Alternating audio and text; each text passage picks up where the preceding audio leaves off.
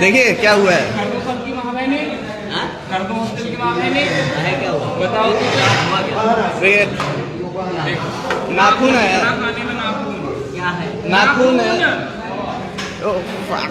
चावलों का नाखून निकला खाने में। अभी आप आगे ठीक होंगे वहाँ पे क्या बीमार होंगे। गिनती की 4 रोटी दे रहे हो तुम भाई, खाने में नाखून निकल रहा है, ये चेक कर सको, DNA निकलवा लो। और गिनती की 4 रोटी दे रहे हैं खाने में, 2 सब्जियां देखो कैसी है। ये रहा नाखून। नोरिस पार्क में नाखून नलीम के नाम से राहुल नागर का हॉस्टल है। क्या होगा क्या है? डालो डालो वीडियो डालो, बनाओ भाई। चेक कर लो, ये 2 नाखून निकले हैं चावलों में। अरे गिनती कर लो, गिनती की 4 रोटी दे रहे हैं, 4 रोटी खाने लायक है बच्चे हैं।